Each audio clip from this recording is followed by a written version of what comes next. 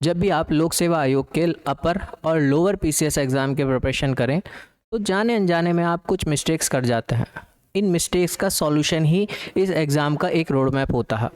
जैसे आप जब भी एग्ज़ाम के प्रिपरेशन में लगते हैं तो आप एक मोटिवेशन ढूंढने का प्रयास करते हैं। मोटिवेशन आपके अंदर ही है, बाहर कुछ नहीं है। आपको वो मोटिवेशन आपके इस एग्ज़ाम को क्लियर करने की वो ठोस वजह बताता है। आपके पास अगर एक बहुत ठोस एंड सॉलिड वजह है कि मुझको ये एग्ज़ाम क्रैक क्यों करना है, तो आपको बाहर कहीं इधर उधर देखने की ज़रूरत बिल्कुल नहीं है। आप फेसबुक इंस्टा पर डीएम एसडीएम की पावर्स को देख करके पंप अपने आप को करें, उस चीज़ के कोई मायने नहीं है। वो पंपिंग सिर्फ कुछ 1-2 दिन, हफ्ते, 10 दिन, महीने तक की हो सकती है। वो ठोस वजह की पंपिंग उसके बराबर बिल्कुल नहीं है।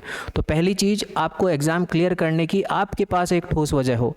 दूसरी चीज़, अक्सर बच्चे बहुत बड़ी गलती करते हैं, तैयारी में तो जुट जाते हैं, सिलेबस का पता ही नहीं।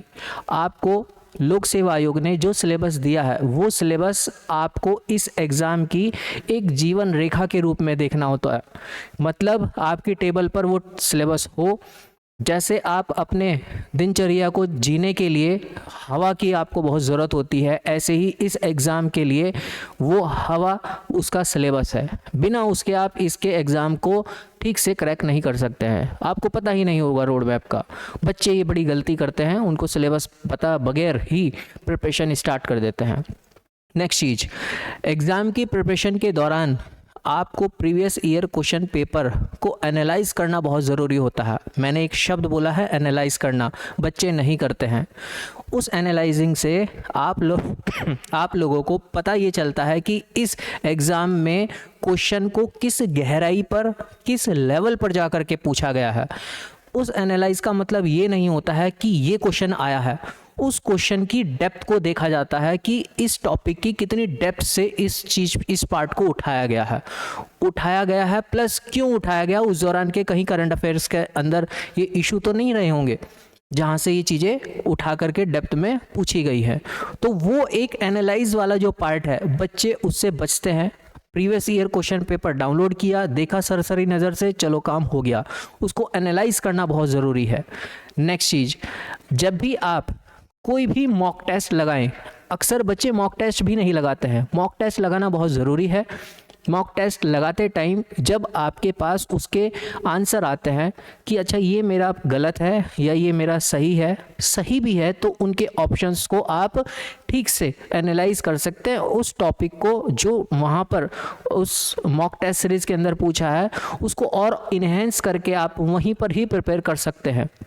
जो गलत हुआ है भविष्य में वो कभी गलत ना हो, उस पर आप वहीं पर ही बैठ करके उसकी अच्छे से प्रैक्टिस कर सकते हैं, उसके ऊपर आप वर्क कर सकते हैं। ये कुछ चीज़ें ऐसी होती हैं जो आपको एग्ज़ाम की प्रिपरेशन के दौरान बहुत ज़रूरी होती हैं। नेक्स्ट चीज़, जब भी आप प्रिपरेशन करें तो आप अक्सर नोट्स मेकिंग से बचते हैं। नोट्स मेकिंग मेरा कहने का मतलब ये नहीं कि आप पूरी बुक छाप दीजिए। नोट्स मेकिंग कहने का मतलब एक ऐसी कंपाइल नोट्स जो आप एग्ज़ाम टाइम में क्विक रिवीजन 15-20 मिनट में या आधे घंटे में पूरी की पूरी जो भी आप लोगों ने तैयार किया है उसको आप क्विकली रिवाइज कर सकें। वो आपके पास बुलेट पॉइंट्स की एक नोटबुक्स होनी बहुत ज़रूरी है, जो अक्सर आप लोग मिस कर जाते हैं।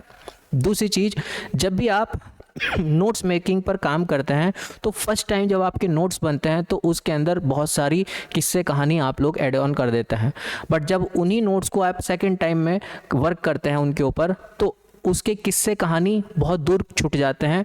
फिर आप उन्हीं में से बुलेट पॉइंट्स निकाल लेते हैं और शायद जब आप थर्ड टाइम उसके ऊपर काम करें तो जो 10-15 पन्ने की आपने कोई चीज़ बनाई थी वो शायद एक पेज पर जा कर के सिमट आए, उसी को ही आप बुलेट पॉइंट नोट्स के रूप में देखते हैं। लास्ट एंड सबसे इम्पॉर्टेंट चीज़, आपको इस एग्ज़ाम की प्रिपरेशन के दौरान अपने खुद के स्किल्स के ऊपर काम करना होता है। वो स्किल आपको ही पता है कि आप इस एग्ज़ाम के प्रिपरेशन में किस जगह पर फिट बैठते हैं, कहाँ आप बहुत बेहतर कर सकते हैं, किस पार्ट पर आप बहुत बेहतर कर सकते हैं। उस पार्ट पर इतना बेहतर आप कर सकते हैं कि कोई दूसरा आपके बराबर में नहीं स्टैंड कर सकता है। तो इस प्रिपरेशन के दौरान आपको अपने स्किल्स की पहचान भी करनी बहुत ज़रूरी होती है, जो आपको उस इंटरव्यू सेक्शन में भी बहुत इंपॉर्टेंट करती है। लास्ट चीज़, ये एग्ज़ाम की जो प्रिपरेशन होती है वो प्रिपरेशन प्री, मेंस और इंटरव्यू की अलग अलग प्रिपरेशन कुछ नहीं होती है। प्रिपरेशन पहले दिन से ही आपकी प्री की भी, मेंस की भी और इंटरव्यू की भी स्टार्ट हो जाती है। आपको जिस पोस्ट के लिए हिट करना है, आपको उस पोस्ट की जो भी उसका दायरा है, जिस टाइप का उसका लेवल है, जो उस पोस्ट की डिमांड है, उस टाइप का आप फील करना स्टार्ट कर दीजिए। वो आपका एटीट्यूड पहले दिन से ही उस पोस्ट के लिए बनना स्टार्ट हो जाना चाहिए। तो आप इंटरव्यू में जा कर के आप उसी एटीट्यूड के साथ बात करेंगे जिस एटीट्यूड की वहाँ पर ज़रूरत है उस पोस्ट के लिए। ये बहुत सी ऐसी मिस्टेक्स हैं जो सिलेबस के बियॉन्ड आप लोगों को करनी चाहिए, और कहीं ना कहीं आप लोगों को शायद इनके बारे में नहीं पता होता है, बट आपको इनके ऊपर काम करना बहुत ज़रूरी होता है, जो आपको इस जर्नी के दौरान बहुत हेल्प देती है। ठीक है, हम आप लोगों से नेक्स्ट क्लास में मिलेंगे। आप लोगों के कमेंट्स से, ये कॉम्प्रिहेंसिव कमेंट्स से इनको कंपाइल करके एक जगह पर परोसने का काम किया है। नेक्स्ट क्लास में मिलते हैं। और upper PCS and lower PCS के रिगार्डिंग हम लोगों ने अपना ऑनलाइन बैच स्टार्ट कर दिया है, और ऑफलाइन बैच हम लोग 16 दिसंबर 2024 को स्टार्ट करने के लिए जा रहे हैं। उसके रजिस्ट्रेशन जल्दी ही आपको वेबसाइट पर लॉन्च होते हुए नज़र आएंगे। ठीक है, कुछ ही सेटअप पर हम लोगों ने बात की है, उसकी इन्फॉर्मेशन मैं आप लोगों को नेक्स्ट क्लास के अंदर दूंगा कि क्या उसका प्रोसेस रहेगा, किस तरीके से हम लोग उसका रोड मैप ले करके चलेंगे। आज के लिए इतना ही, थैंक यू।